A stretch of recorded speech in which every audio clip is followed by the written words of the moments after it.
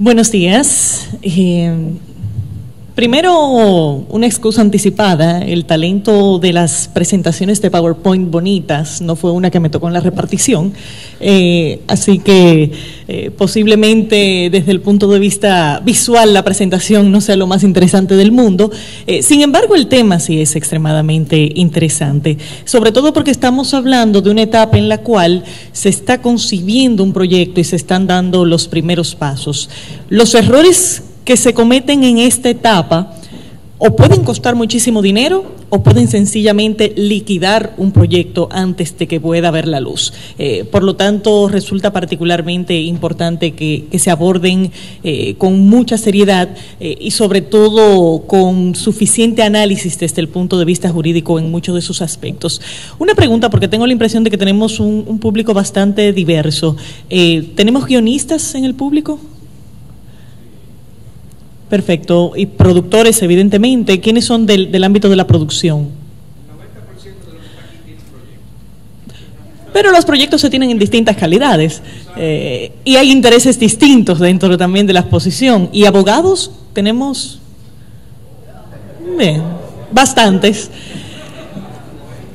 El tema es que estas áreas, qué bueno que haya tantos abogados, estos son temas que se pueden poner un poco técnicos desde el punto de vista jurídico. Yo voy a hacer un recorrido por algunos de los aspectos que es común que surjan en este tipo de discusiones, sin entrar en demasiado detalle, primero por la diversidad del público, que era algo que ya anticipábamos, y segundo porque cada proyecto tiene sus circunstancias particulares que tienen que ser evaluadas de forma individual. Y además, cada parte dentro de un contrato tiene un poder de negociación distinto. Y conectando eso con una pregunta que surgió anteriormente, pues básicamente en un proceso de negociación, ¿quién aporta qué va a definir qué puede haber desde el punto de vista económico? Y en una industria joven como la nuestra, pues todavía eso es un tema que tiene que desarrollarse a muchos niveles, no necesariamente con regulaciones, sino con conciencia de parte de los distintos agentes del sector de cuánto vale su trabajo y qué está aportando realmente en una producción determinada.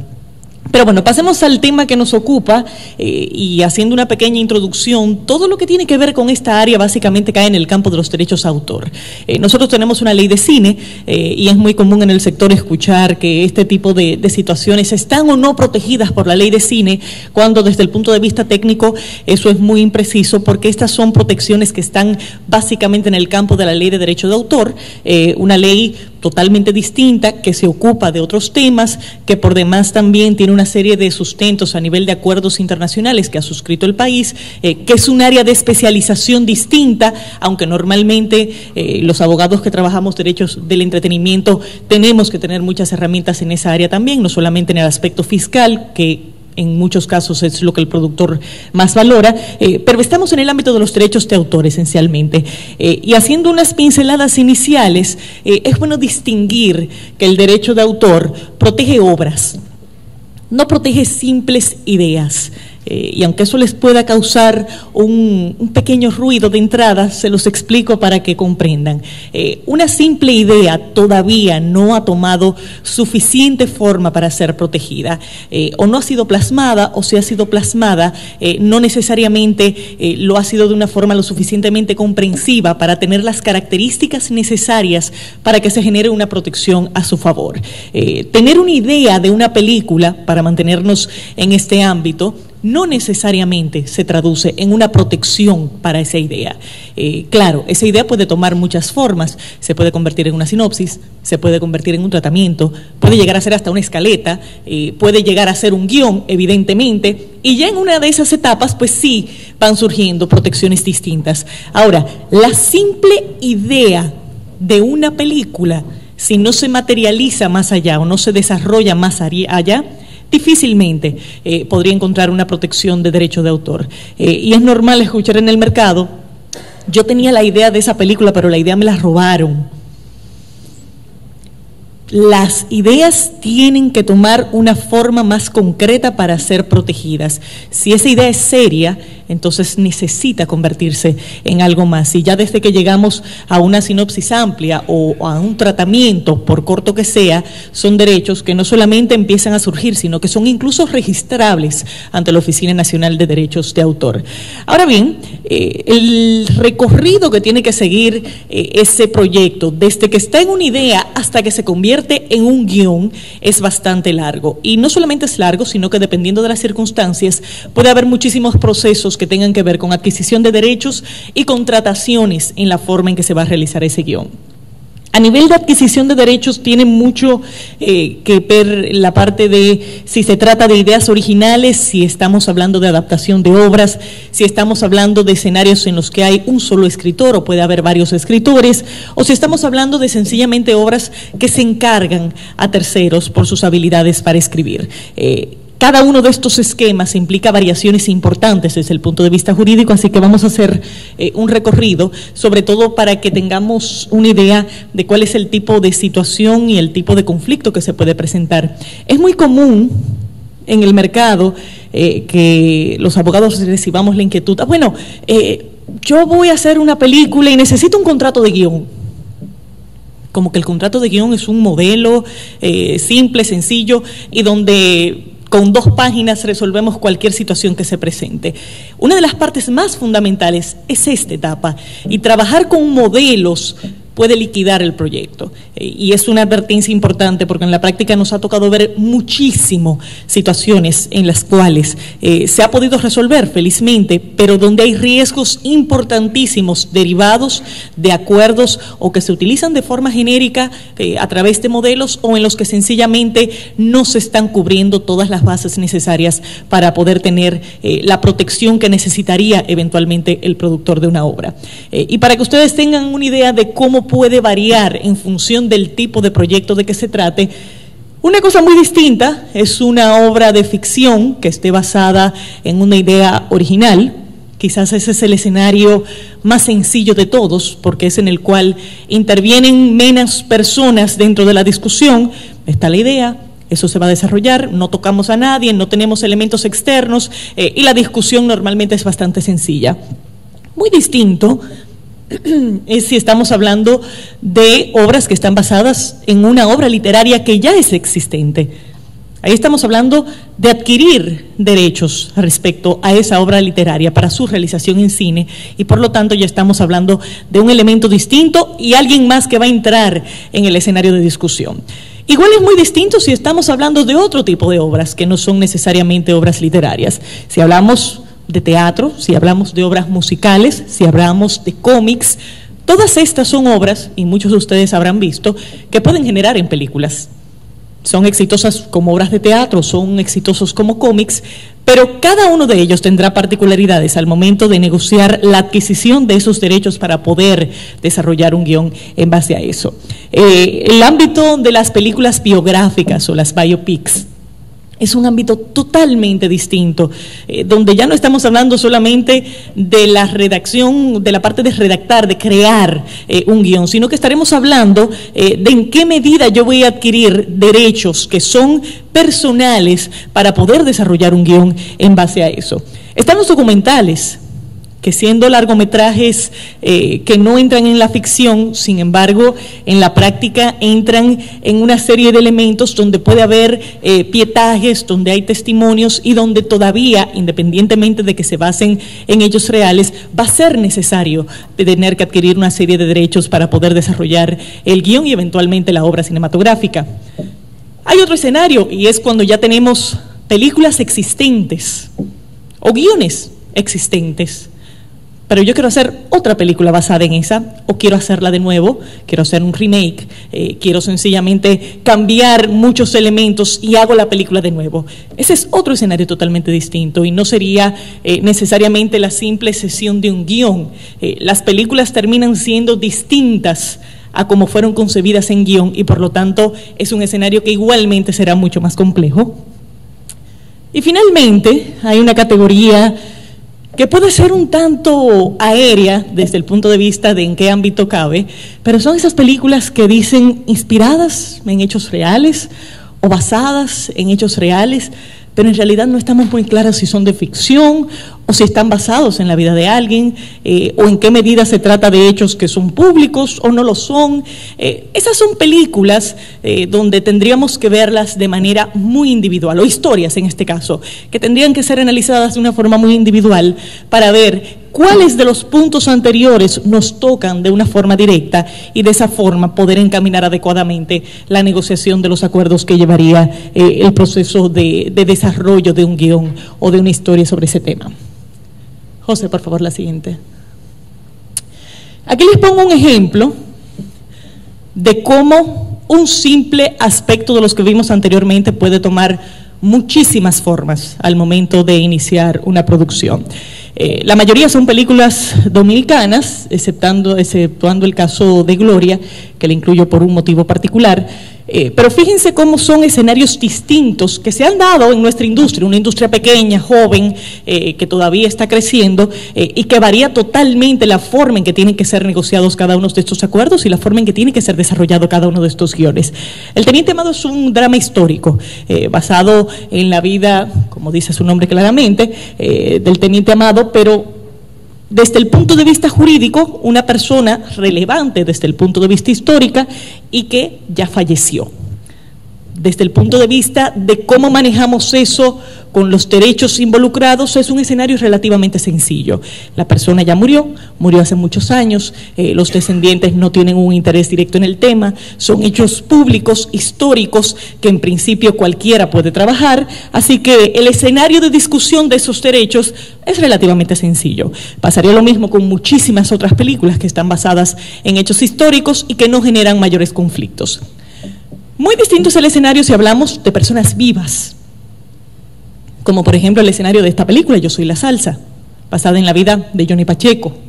Johnny Pacheco está vivo, no solamente está vivo, tiene una serie de vinculaciones contractuales importantes con la Fania, con las distribuidoras y productoras de la Fania, con los demás miembros de la Fania.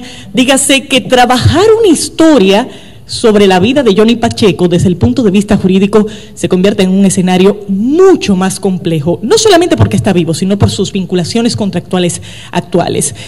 Por lo tanto, buscar una adquisición inicial y una autorización inicial para trabajar la vida de Johnny Pacheco se convierte en una negociación extensa, donde hay que cubrir muchos puntos que desde el punto de vista jurídico van a ser muy trascendentales. En adición, Johnny Pacheco es una persona muy mayor de edad. ¿Qué pasaría si en medio de un proceso como esto, que felizmente no fue el caso, pero fíjense cómo Cheo Feliciano sí falleció en ese proceso? ¿Qué pasa cuando dentro de una discusión como esta, de repente estamos tratando con la persona titular de todos estos derechos y de la noche a la mañana tenemos que tratar con sus sucesores, que no necesariamente tienen el mismo interés artístico, sino que pueden tener un interés económico muy distinto del que tuvo la persona que inicialmente originó la discusión? Así que son temas que de la noche a la mañana pueden cambiar muy rápidamente y que dependiendo de cómo se plasmen las condiciones de ese acuerdo, puede ser un escenario seguro para el productor o puede ser un escenario muy complicado. La montaña, que es un docufilm, en sus componentes principales, relata la subida al Everest de los 3 dominicanos que todos conocemos. En ese caso, estamos hablando de uso esencialmente de imágenes, actuaciones, testimonios, pero de la vida real. No estamos hablando de un servicio de actuación de estas personas, estamos hablando de situaciones reales de su vida. Desde el punto de vista del desarrollo de un guión para el proyecto como esto, lo que necesitaríamos es muy distinto de lo que se necesita en todos los otros proyectos que estamos analizando. Igual que en el caso de las películas basadas en la vida de Amigabel, que de hecho en algún momento fueron escenario de cierta discusión con parientes del mismo. Se trata de una persona que falleció y que hizo y que tiene rasgos desde el punto de vista histórico y público importantes. Sin embargo, eso no impidió que en su momento surgieran conflictos desde el punto de vista del tratamiento que sus familiares entienden que tiene que tener esa historia. Y ahí vienen otras dudas que en República Dominicana no están muy desarrolladas, pero en Estados Unidos sí lo están, muchísimo más. ¿Qué pasa si yo no estoy de acuerdo con la forma en que se trata ese personaje? Que no es un personaje, es una persona real, que puede haber muerto o no, como el caso de Gloria Trevi, y que puede no estar de acuerdo con el tratamiento que se le da a su historia y a su personaje en la obra en que se va a desarrollar. Y eso es una situación que se dio realmente, quizás con unos tonos publicitarios, pero en la práctica perfectamente se puede presentar. Una persona que en vida autoriza la realización de una obra cinematográfica y que no está de acuerdo con el resultado. En principio, y yo estoy seguro que aquí aparecerán muchos que entiendan, bueno, pero es que si es sobre su vida, tiene que estar de acuerdo. Bueno, pero no es la productora. Y difícilmente una persona de estas características y la productora van a estar de acuerdo en todo. ¿Qué pasa si eso no se prevé desde el punto de vista contractual? El proyecto se pone en riesgo y posiblemente pudiéramos llegar a un escenario en el cual, luego de que hay una inversión importante realizada en esa película, la película no pueda salir a la luz. Un escenario de pérdida extraordinario para un proyecto si no se toma en consideración eso desde el inicio. Y por último, incluye una película que me parece desde el punto de vista jurídico extremadamente interesante, Lío de Falda, y lo incluyo por un tema esencial que en nuestro país no está muy desarrollado, pero en otros sí. Evidentemente todos sabemos cuál es el personaje en el cual se inspira esta película. Las características físicas y conductuales son muy evidentes y puede venir la pregunta, bueno, pero para yo hacer eso yo necesito una autorización de esa persona, o el simple hecho de que se trate de una sátira me autoriza como productor a yo hacer una película sobre él.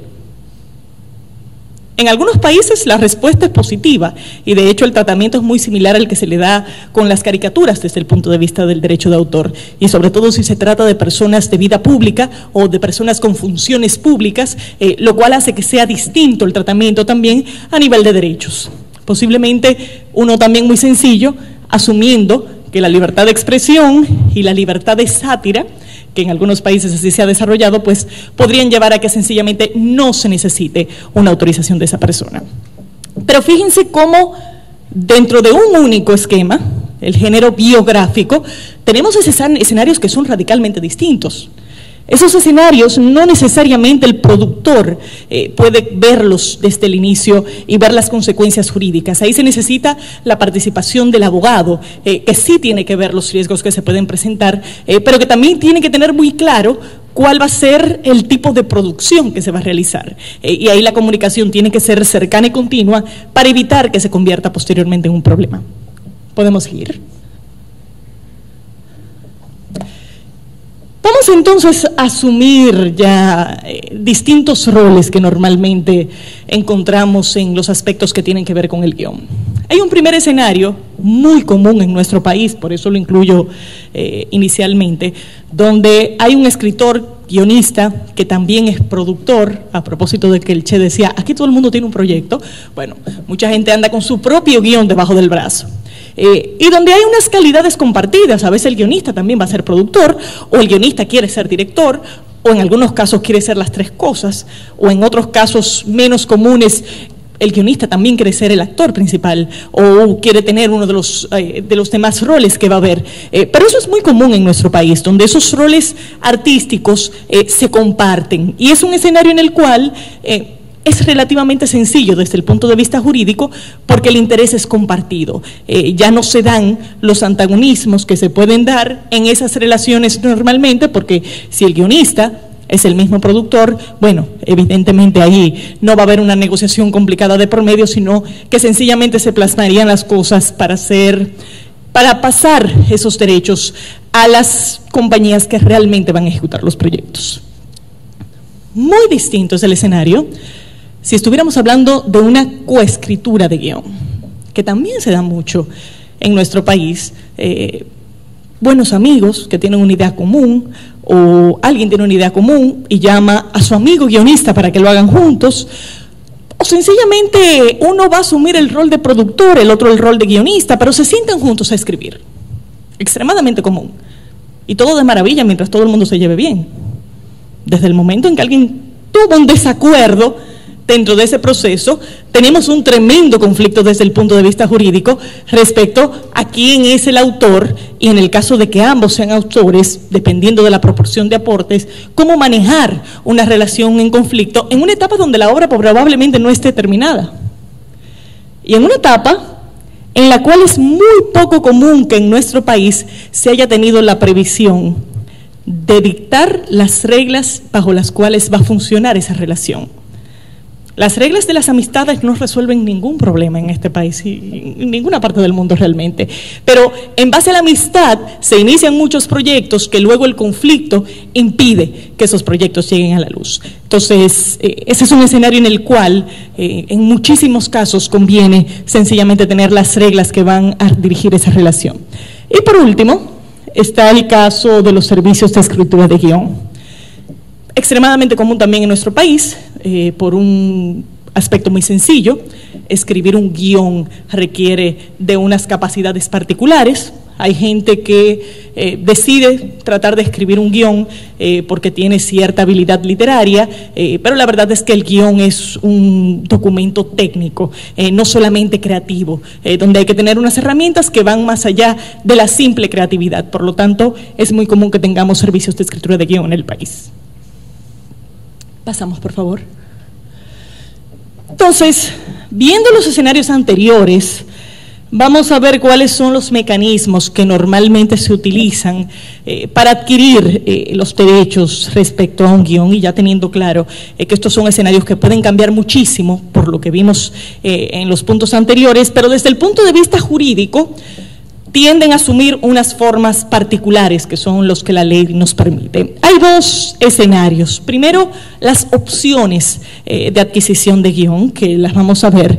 Y bueno, ya en el aspecto específico de la forma de adquisición, hay distintos esquemas que se utilizan. En el caso de Estados Unidos, que el copyright funciona con unas características distintas, hice una parte para el Purchase Agreement, y en el caso de la ley 6500, básicamente nos permite los mecanismos de cesiones y licencias para la transferencia de este tipo de derechos de autor.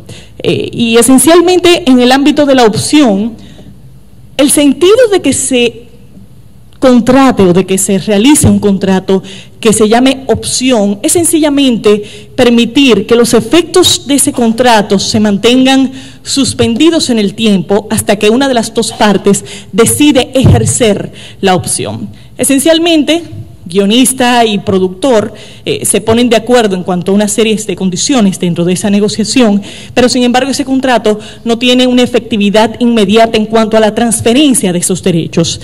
¿Por qué se da este escenario y por qué es extremadamente común, sobre todo fuera del país? Porque al momento en que se va a desarrollar una película, todavía faltan demasiados elementos como para que una productora asuma un compromiso mucho más allá. ¿Qué quiere garantizar la productora?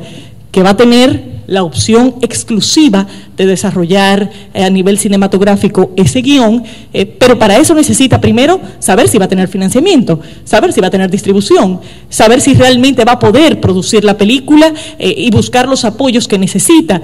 Pero si ese acuerdo no se hace como una modalidad de opción, entonces el guionista va a decir, pero es que yo no te puedo ceder mis derechos si tú todavía no me vas a estar pagando. O si tú no estás en condiciones de suscribir un acuerdo que llene todas las características que a mí como guionista me interesa que tenga nuestra negociación. ¿Cómo se resuelve desde el punto de vista jurídico una negociación que ambos queremos concluir positivamente, porque ambos queremos que la película se realice, pero que no estamos en condiciones de que todavía se pueda cerrar el acuerdo? Pues esencialmente esa es la idea de una opción. La opción permite que se definan esos elementos fundamentales de lo que va a ser ese negocio desde el punto de vista de las contraprestaciones que van a surgir, de las características particulares que va a tener la negociación por un tiempo determinado. Y eso es el elemento esencial. ¿Hasta cuándo dura una opción? Porque el guionista dirá, bueno, sí, yo te puedo dar una opción, ¿cuánto? 18, 24, 36 meses. Pero va a haber un punto en el que si tú, productor, no resuelves tu situación y no logras hacer la película, yo quiero que mi guión lo realice otra persona. Quiero tener la oportunidad de que ese guión siga su camino y pueda convertirse eventualmente en una película. Y ahí el escenario entonces conviene al guionista, en el sentido de que si la opción no ha sido ejercida y pasa el transcurso del tiempo y del plazo que se ha establecido en esa opción, no tenemos una situación en la cual los derechos fueron cedidos y el guionista tenga que recuperarlos, sino donde la simple opción deja de tener efectividad y la ausencia del ejercicio de la misma permite que el guionista pueda disponer nuevamente de su guión respecto a otra productora. Ese es un primer escenario. En República Dominicana, los procesos de desarrollo tienden a ser mucho más cortos, número uno. Número dos, hay menos involucramiento de parte de las distribuidoras en esta etapa, que en Estados Unidos, por ejemplo, es un aspecto fundamental desde el punto de vista del financiamiento de una obra. Y número tres, en muchos casos hay un acompañamiento muy cercano en el desarrollo del proyecto, con el guionista, con el productor, a veces es el mismo productor, guionista, director o productor, guionista, y eso hace que los mecanismos de opción sean poco comunes en nuestro mercado. Es muchísimo más común encontrar, sin embargo, un proceso de cesión o de licencia en el cual se condicionan ciertos aspectos. ¿Cuáles aspectos se condicionan? Bueno, esencialmente en la mayoría de los casos los aspectos que tienen que ver con el pago, por una realidad. Primero, no hay todavía financiamiento del proyecto, no hay un proceso de aprobación ante la DGCINE desde el punto de vista del presupuesto y de los honorarios, no hay el mecanismo necesario para que luego esos pagos puedan ser validados ante la DGCINE, en fin, una serie de dificultades que son reales, pero que nada impide que queden plasmadas como condiciones precedentes dentro de una negociación de este tipo. Ahora, ¿cuál es la diferencia entre una cesión y una licencia? Y yo sé que ahí los guionistas ahorita un par van a pararse a plantear sus posiciones sobre el tema. En una licencia, esencialmente, se autoriza el uso de ciertos derechos, pero los derechos no son transferidos de forma definitiva a favor del que los recibe. En el caso de una productora, una licencia puede llegar a implicar que sencillamente se otorguen esos derechos parciales para que la productora pueda desarrollar la película en su momento. En el caso de una cesión, como su nombre lo indica, estamos hablando de una transferencia real de esos derechos a favor de la productora. Claro, que podrán ser exclusivos o no ser exclusivos, dependiendo de la discusión. Si la opción pertenece a la productora, siempre será exclusivo, o puede ser exclusivo por un tiempo, pero hay una cesión real de los derechos que van a permanecer siempre en el ámbito de la productora. Vendrá la pregunta, bueno, pero es que el autor no puede ceder ciertos derechos. Ya Mariana adelantó algo sobre el tema y en todos los casos estamos hablando de cesión de derechos patrimoniales sobre el guión. Evidentemente los derechos morales van a tener que ser preservados no por un tema contractual, sino por un tema legal. Así que independientemente de qué diga el contrato respecto a los derechos morales, sencillamente se impone la ley desde el punto de vista de su preservación. Ahora, ¿de que pueden ser cedidos esos derechos? Sí. Pueden ser cedidos desde el punto de vista patrimonial, no así los derechos morales sobre el guión. Seguimos. No, perdón, volvemos atrás, que ya ahí paso a otro tema. Esencialmente, en ese punto, la discusión fundamental entre el guionista y el productor siempre va a ser qué tipo de control quiere tener el productor sobre ese guión. Hay una serie de aspectos que se pueden derivar de un guión, que no son solamente la película. Un guión sigue siendo una obra en la cual hay personajes, donde se pueden derivar una serie de obras que pueden cubrir otros ámbitos. Pero nada impide que sea lo contrario. Nada impide que un guión se convierta en un libro, nada impide que un guión se convierta en una obra teatral, nada impide que un guión se convierta en otro tipo de obra audiovisual. Entonces, ¿hasta dónde llegan esos derechos? Es fundamental, tanto para la productora como para el guionista. Ahora, ¿qué también será fundamental? ¿Cuánto se está pagando por esa obra? Ya sea por esa licencia, ya sea por esa cesión, y en qué medida el productor está dispuesto a que ese mecanismo que se use en un caso o en otro sea definitivo, radical y totalmente excluyente del guionista, o todavía compartir ciertos escenarios. Evidentemente, si les preguntamos a los guionistas si interesa un ámbito, si le preguntamos a los productores si interesa otro, nadie impide que haya un territorio intermedio entre esos dos extremos. Pero ahí venimos al tema que igualmente va a ser recurrente del poder de negociación que tenga cada una de las partes. En muchísimos casos, el interés primordial del guionista es que la película se haga. Y en ese proceso están dispuestos a ceder en muchísimos puntos, porque que se haga la película es radicalmente más importante que cualquier otra condición secundaria que se pueda negociar. Por un tema de experiencia, por un tema de ver su obra realizada, por un montón de elementos que son de un carácter más personal.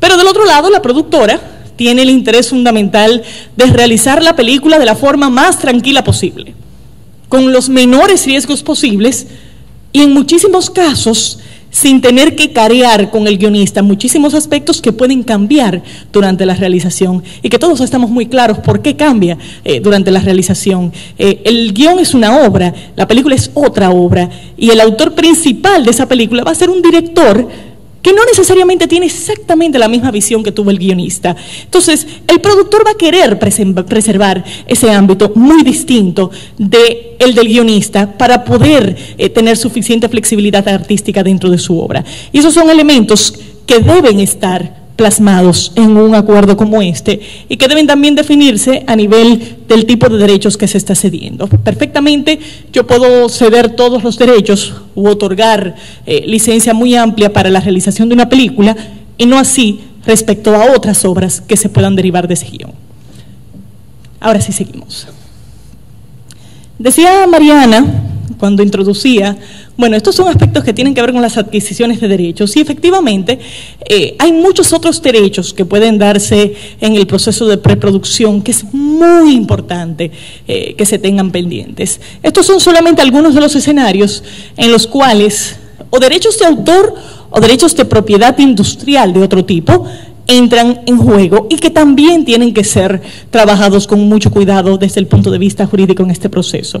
Me refiero específicamente a presencia de elementos protegidos por derechos de autor, otros elementos que no son el guión, que no son la historia principal y que pueden tener algún tipo de presencia dentro de la obra, presencia en la historia de marcas de terceros, ahí tratando de llenar lagunas a los que no son del ámbito jurídico.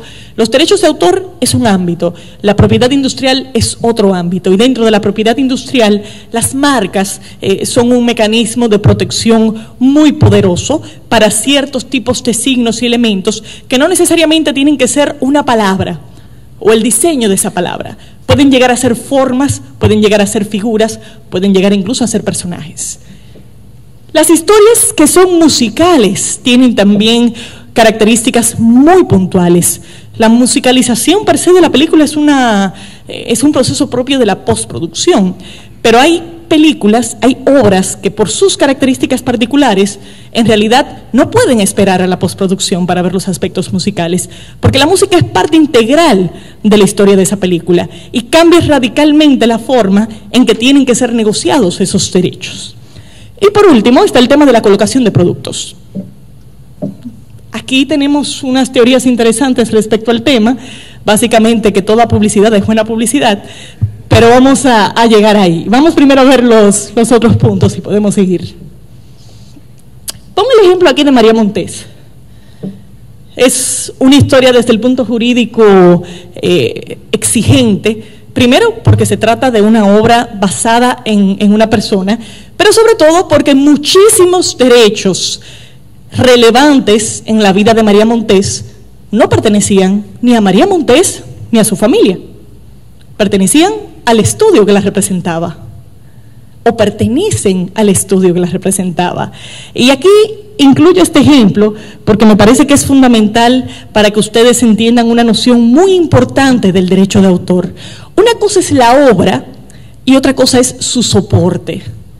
Que yo tenga en mi casa un póster vintage, en este caso, de una de las películas originales de María Montés, no me da ningún tipo de derecho a que ese póster aparezca en una película que yo realice, ni aparezca en un programa de televisión, ni siquiera que aparezca un libro, al menos que sea de una naturaleza puramente histórica.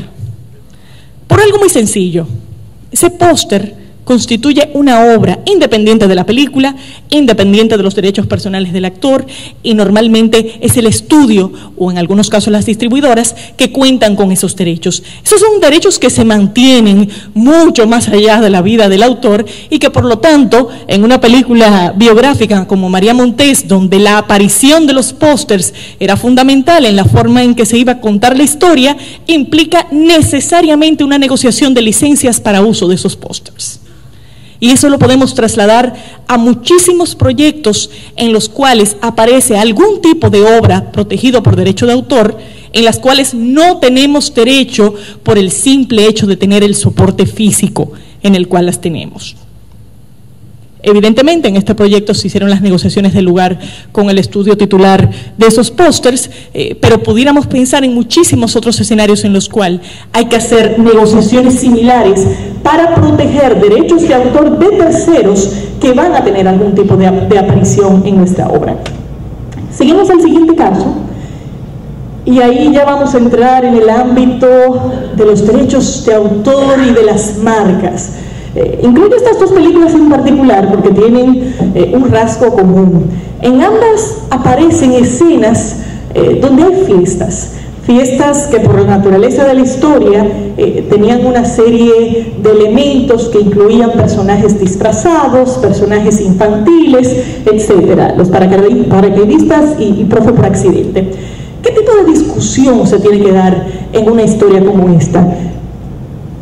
¿Puede Daniel Sarcos aparecerse vestido de Batman en una fiesta que va a aparecer en una película? ¿O de Superman? ¿O podemos hacer una fiesta infantil de los Transformers? Donde tengamos toda la papelería, donde tengamos todos los personajes y donde sea evidente, lo que es común, el uso de una línea completa respecto a personajes que primero están protegidos por derecho de autor, pero que en adición son marcas tridimensionales en este caso, con una protección desde el punto de vista del derecho marcario mucho más fuerte y marcas registradas en nuestro país por demás. Entonces, sí, qué lindo el elemento creativo que trae el director o que trae el productor o que trae el guionista. Vamos a hacer que en esta fiesta esté la Liga de la Justicia completa para mandar otro metamensaje. Y desde el punto de vista jurídico, ¿eso podemos hacerlo? La respuesta es no. De hecho, en ninguno de estos dos casos se hizo, pero es extensivo a muchísimos otros procesos en los cuales hay que preservar otro tipo de derechos. Y de esta forma pasamos al tema de la música. Qué bueno que se va a hacer un conversatorio sobre el tema. Ojalá que el hecho de que se haga un conversatorio no interpreten que significa que todo el mundo puede hacer una aplicación de un do it yourself en materia de música, porque es uno de los ámbitos más complejos desde el punto de vista del derecho de autor y de los más conflictivos en nuestro país. Y podemos pasar a la siguiente lámina para ver dos casos particulares, no donde hay conflicto, pero que por la naturaleza de la obra llevaron a negociaciones muy distintas y no la simple licencia de sincronización musical que normalmente se estila al final de la producción o en la parte de postproducción para fines de realizar la musicalización final de la película. Insisto en Yo soy la salsa porque desde el punto de vista de la discusión jurídica fue un proyecto extremadamente complejo por la forma en que estaban distribuidas los derechos. No solamente hubo que sentarse a negociar con la Fania, sino que en adición se hizo un concierto, parte integral de la historia y de la forma en que se iba a contar este documental, donde intervienen ejecutantes, intérpretes distintos de los originales, interpretando composiciones y obras de terceros, pero haciendo ellos mismos ejecuciones distintas. Entonces, ahí no estamos hablando solamente de los derechos de la Fania, ahí estamos hablando y viendo la fotografía de Mili Quesada, que está haciendo una interpretación nueva de una canción de la que tiene derecho su compositor, donde probablemente hay un gestor de derechos, pero donde también tiene derechos la Fania, porque fue la casa que publicó inicialmente, hizo el publishing y que por lo tanto también tiene derechos distintos. Desde el punto de vista de esta historia, manejar 2 o 3 licencias al final del proceso no era viable. Estos son elementos que tienen que ser discutidos en la preproducción o sencillamente no se puede rodar el proceso. Porque cuando se vaya a ver qué pasa con esa música, posiblemente encontremos una serie de canciones en las cuales no podemos tener los derechos por un motivo X, y si ya fueron rodadas, ya de entrada estamos infringiendo algunos de esos derechos. Y esto es algo en lo cual quiero hacer mucho énfasis, porque es un error muy común de los productores dejar todo lo que tiene que ver con la música para la parte de la postproducción, cuando en algunos casos, como estos, tiene que ser visto desde el desarrollo o desde la preproducción de la obra. Y en el siguiente caso vamos a ver una situación muy similar, un proyecto que todavía está en proceso. Y no se rían de mi arte de diseño, que ya les había advertido que no es muy evolucionado, pero esencialmente este proyecto, que es un proyecto de música urbana, cuenta con 2 actores que a su vez hacen una serie de aportes a nivel de licencias de uso de sus canciones existentes, pero el proyecto tiene otra característica particular. Se va a musicalizar parte del proyecto con canciones originales, pero además esas canciones originales forman parte integral de la historia y de diversas escenas en las cuales se interpreta esa música.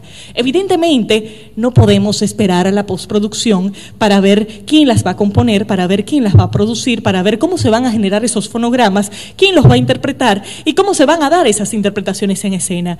Para el momento en que se llegue al día del rodaje, todo eso tiene que estar totalmente cuadrado y planchado y negociado, porque si no se puede convertir en un tremendo obstáculo para el proyecto una vez esas imágenes estén rodadas. Y más cuando se trata de personas que están involucradas en el proyecto con otro acuerdo que no necesariamente se restringe el ámbito de la música. En este caso estamos hablando de acuerdos de servicios de actuación que quedan directamente vinculados a acuerdos de interpretación, acuerdos de composición, de autorización para fijación y creación de fonogramas, en fin, desde el punto de vista jurídico también un escenario particularmente complejo que, si bien no es el común de todas las películas, no deja de ser muy importante que se tenga en cuenta el impacto que eso tendría si no se hace en el momento en que se tiene que hacer.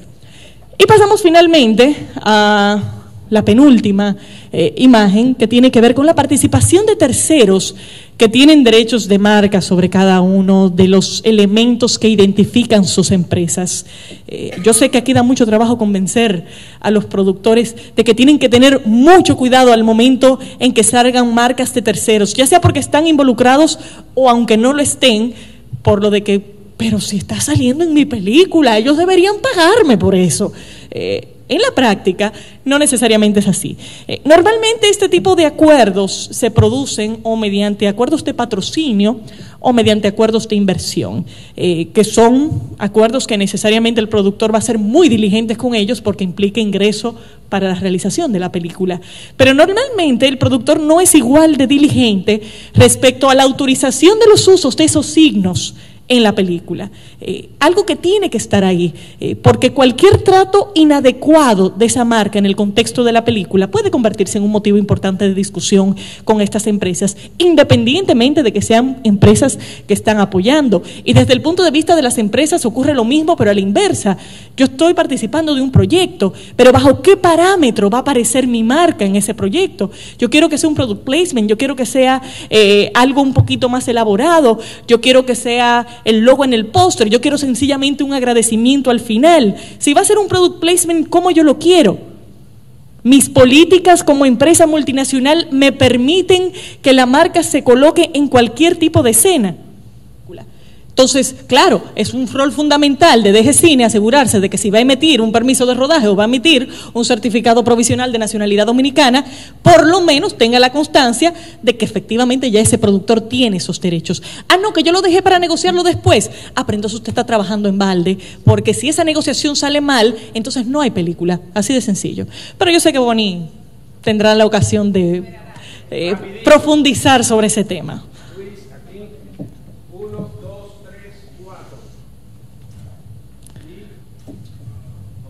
Haciendo un disclaimer inicial, que yo sé por dónde viene el asunto, yo no favorezco ni un esquema ni otro. Los abogados trabajamos del lado en que estemos, sobre todo en lo que tiene que ver con negociación de guiones. Así que ojalá que las preguntas no sean de valoración de los mecanismos ni de cuántos derechos se transfieren, porque al final los abogados lo que hacemos es representar intereses de las partes. Luis Hernández, presidente de la Asociación de Escritores y Guionistas. ¿Cómo está, don Luis? Presentaciones, gracias. Te agradecemos todo lo que has podido dar en tu presentación. Muy bonita, además. No tanto, pero gracias por la amabilidad. En mi caso, a través de los 60 minutos que tenemos y a través de mis proyectos personales, pues en mi caso he pasado por todo, ¿no? O sea, con guión, para escribir para terceros, guiones originales, guiones históricos, etc. ¿No? Y aquí la pregunta viene en cómo proteger al guionista, que es lo que realmente en nuestro caso nos interesa. Tenemos contratos, ¿no? Tenemos un contrato con una productora, una productora internacional, puede ser una productora local, puede ser una coproducción, ¿no? Pero el guionista termina, en los casos de que escribes para terceros, plasmando ideas de terceros. Es decir, ponme a Batman, ponme a Coca-Cola, ponme a un personaje histórico, ¿verdad? Un personaje vivo, ¿no? Debería el guionista pedir un descargo a la productora por aquello que escribe, puesto que en onda termina siendo el guión una obra a nombre del propio guionista. ¿Me explico? ¿Usted se refiere específicamente a cuando hay derechos de terceros involucrados en un guión? Puede haber derecho de imagen envuelto, puede haber derecho de autor envuelto, pero tú estás alquilando tu pluma a un tercero. Ese es un escenario interesante. Efectivamente, sí, desde el punto de vista contractual todo eso se puede prever. Un contrato es tan amplio y tan específico como quieran las partes, y más si se trata de una obra por encargo con una serie de características que se quieren que sean particulares. Yo diría que no habría ningún tipo de limitación jurídica, posiblemente sí práctica en la discusión, para que haya una cláusula de indemnidad a favor del guionista. Lo que pasa es que en la práctica, normalmente ese tipo de cláusula está a favor de la productora, tomando en cuenta que quien normalmente garantiza que no se están infringiendo derechos de terceros, tiene que ser el guionista, que es el que hace la obra. Pero eso es un escenario particular. Fíjese la importancia de que veamos caso a caso. Ahí estamos hablando de un guionista que recibe una idea o que recibe una serie de instrucciones donde pudiera ser perfectamente viable que el guionista se proteja desde el punto de vista de la inclusión de una serie de elementos que pueden surgir. Pudiera darse el caso, por ejemplo, de que sea no una trama histórica, sino una trama mucho más actual y donde hay un riesgo real de una demanda por difamación e injuria, para poner un simple ejemplo. Claro que ahí nos metemos en el ámbito penal, donde una cláusula de indemnidad no tendría el mismo poder, pero por lo menos en la parte económica sí lo pudiera tener. Correcto. Entonces, necesitamos algún tipo de protección en algunos casos especiales. Bueno, don Luis, en principio necesitan abogados. Por eso te necesitamos a ti, sin duda. Pero cuando tú cedes los derechos del productor, por ejemplo, que lo pide Tejecine, ¿no? Eso de alguna manera le quita la posibilidad de que tú seas demandado por haber escrito algo que infringe algún tipo de derecho básico. Es que no se supone que el documento que ve Tejecine, que se le deposita a Tejecine, sea distinto del que refleje la negociación real. Particularmente en el ámbito de los guiones, no hay ningún motivo por el cual tenga que ser distinto. Si pasa en la práctica, como en efecto ha pasado, es por simple descuido en hacer las negociaciones a tiempo y en plasmarlo a nivel contractual a tiempo y en hacer que se suscriban esos contratos a tiempo. Algo que debería contar con la diligencia de parte de la productora, pero también de parte del guionista. A los guionistas aquí les encanta empezar a escribir sin tener contratos firmados, cuando lo primero que protege su trabajo debería ser exigir que ese contrato esté claramente plasmado, sobre todo si se trata de una obra por encargo. En una obra por encargo, podemos negociar aspectos muy distintos, pero si no se negocia nada, sencillamente los derechos son del que encarga la obra. Y no necesariamente eso es el interés particular en algunos proyectos. Entonces, ese proceso debería estar acompañado de mayor diligencia de parte de los guionistas y de mayor asesoría de parte de los guionistas. Ojo, me ha tocado ver abogados que lo que hacen es accidentar el proceso, que tampoco es la idea, y donde el interés de un guionista en desarrollar una obra se convierte en un proceso accidentado entre abogados que termina en que el contrato no se firme. Tampoco esa es la idea. Y al final somos abogados que tenemos que ser abogados de derechos de autor, pero también que tenemos que tener sentido de negocios y de que las cosas pasen, pero sobre todo de reflejar la flexibilidad real que pueda tener nuestro representado, que en el caso de los guionistas siempre tienen un interés marcado en que la obra realmente se pueda realizar y no necesariamente preservar un derecho muy eventual de realizar una obra de teatro que en realidad no sabe si sus nietos van a querer hacer, pero que él quiere reservar eso ahí por si acaso alguna de sus hijas sale directora teatral y quiere hacer en algún momento ese mismo guión a nivel de teatro. Entonces tenemos que ver esas negociaciones con un sentido práctico, pero beneficioso también para ambas partes, y donde ambas partes negocien, tengan conciencia de lo que van a suscribir y sobre todo lean el contrato y sepan lo que está firmando. Todo el mundo queda protegido, sí. Quiero, discúlpame, amplificar un tema. Existe el guión literario y existe el guión técnico de director. Pero resulta que el guión literario es quien lleva el nombre de su autor.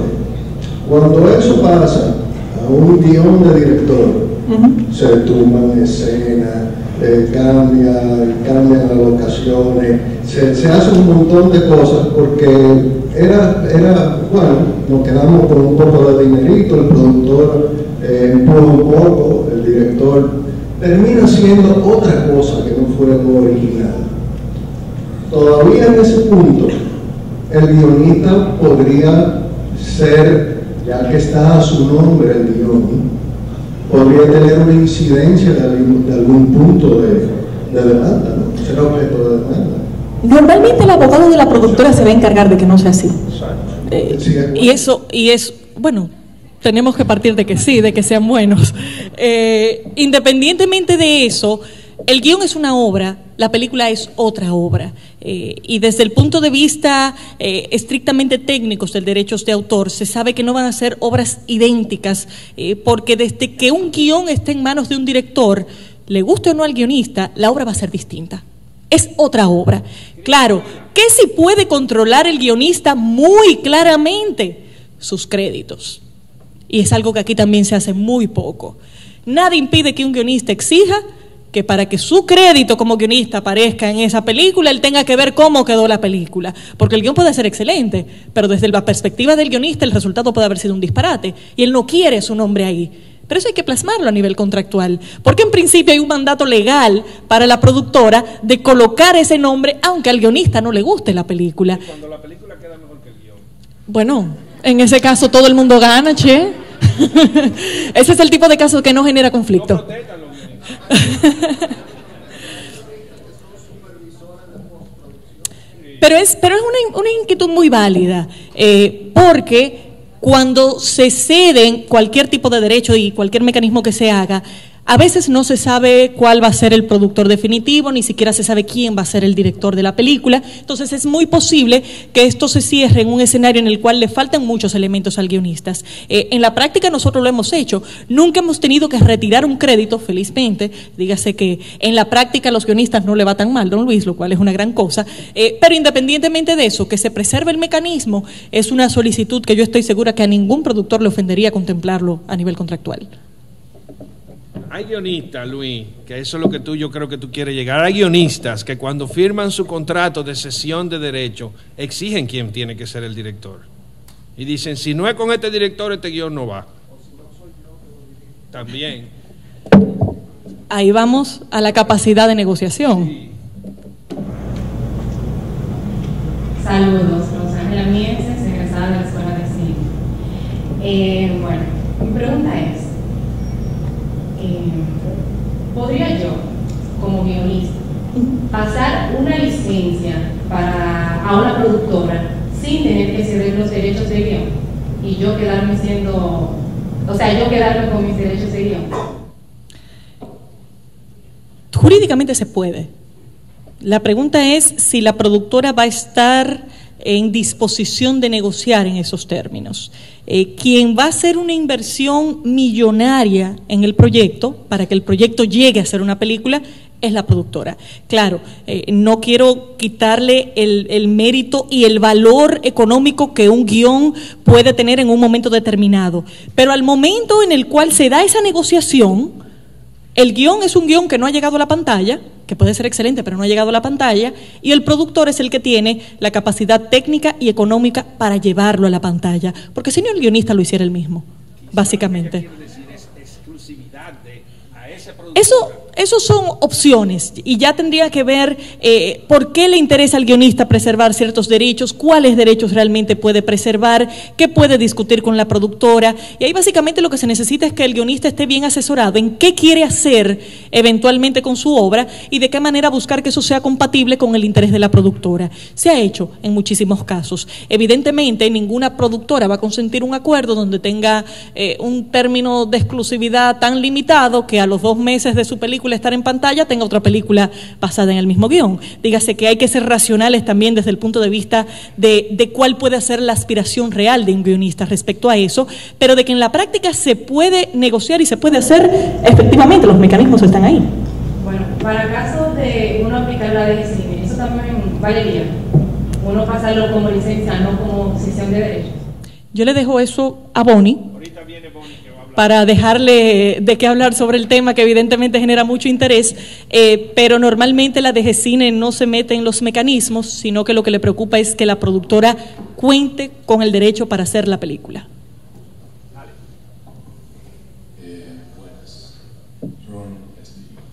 Mucho gusto.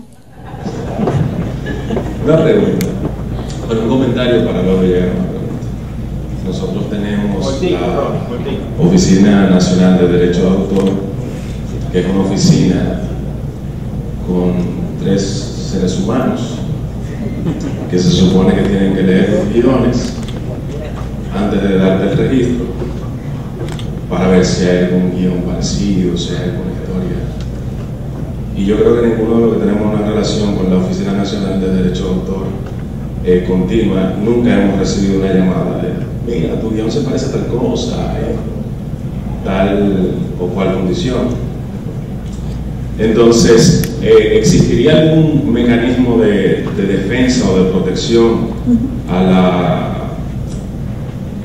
la creación, al derecho de autor de uno como guionista, más allá de la Oficina Nacional de Derecho de Autor, conociendo, porque todo es muy bonito en contrato y en un escenario ideal, pero conociendo nuestro país y conociendo esos 3 seres humanos que están ahí, no existe tal protección.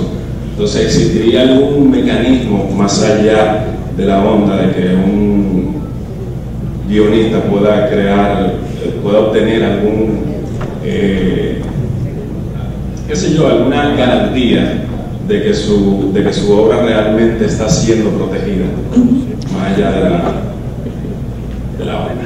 Es interesante, gracias Ronnie, porque fíjate que la relación con la onda a muchos guionistas les gusta manejarlo ellos mismos, porque sienten que la onda es un aliado del guionista, pero la ocasión es interesante y parece que a Ronnie se le quedó algo. Y por esa misma parte, ¿por qué existe la necesidad de, si ya existe un registro, por qué la productora registraría nuevamente el guión?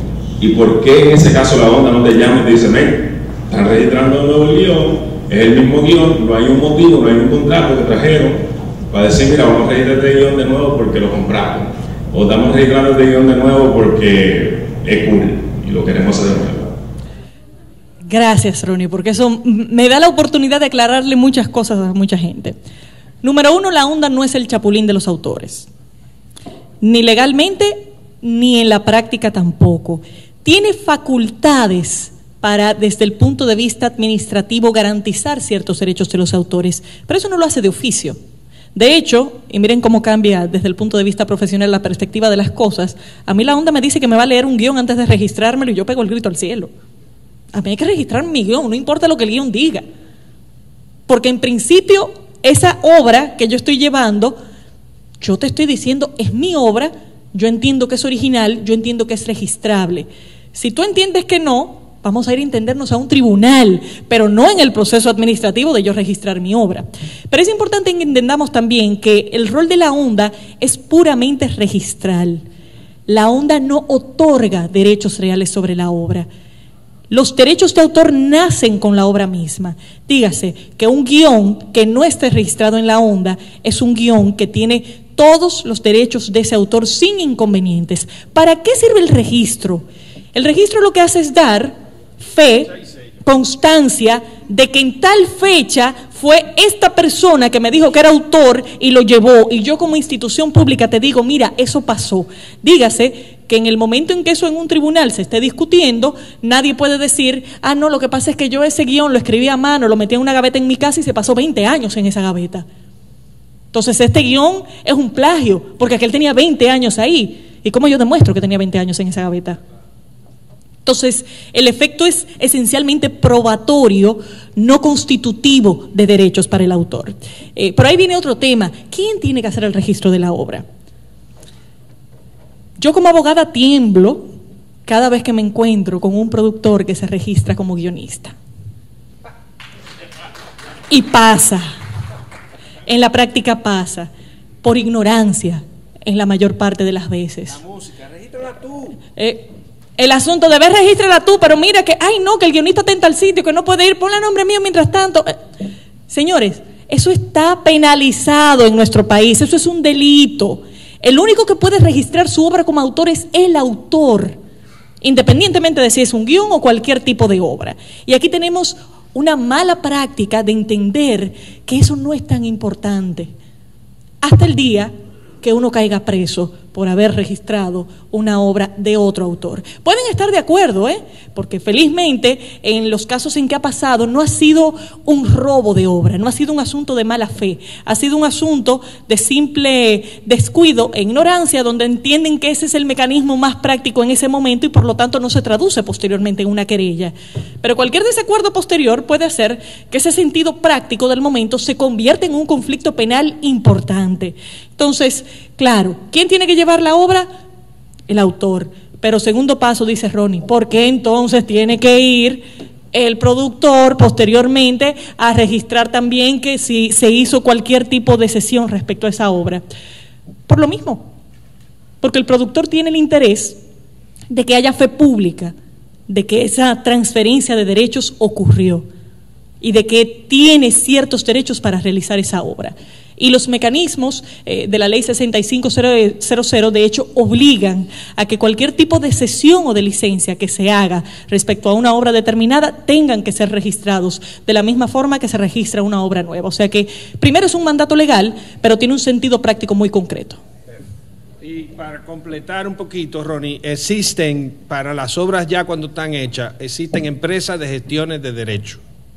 O sea, que son empresas que tú le entregas tu obra, son empresas casi siempre sin fines de lucro o empresas privadas que te defienden tu obra y se aseguran de que no te la pirateen, de que no te la copien. O sea, a esas son la gente que nos puede defender. Y lo que hacen es que por las demandas que ponen, te cobran lo tuyo y se cobran lo de ellos.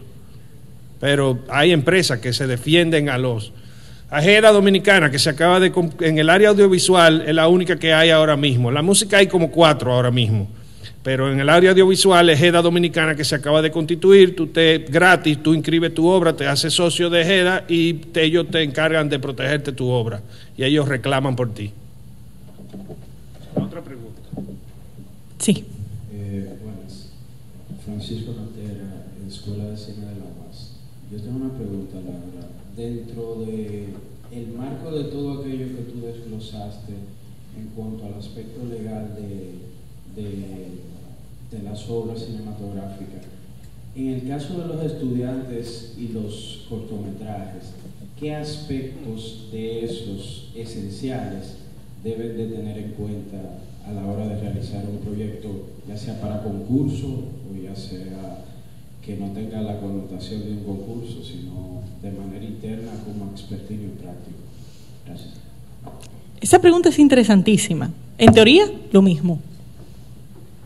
Sencillamente en una dimensión más pequeña, porque un corto es sencillamente a nivel de extensión de guión, a nivel de duración de la película, va a ser más breve, pero desde el punto de vista jurídico y de las características jurídicas y técnicas del proyecto, sigue habiendo un guión, sigue habiendo una serie de autores, sigue habiendo una serie de autorizaciones que son necesarias, sigue habiendo una película que va a ser el resultado de todo eso, y me pueden preguntar, bueno, pero es que esa película, como es un corto, no necesariamente va al cine, o yo no necesariamente voy a ganar dinero con ese corto. Mira, el corto yo lo hice sencillamente para participar en un festival y por lo tanto yo no voy a tener ningún tipo, no importa. Lo que se tipifica desde el punto de vista de la infracción de derechos de terceros no es que tú comercialices la obra al final.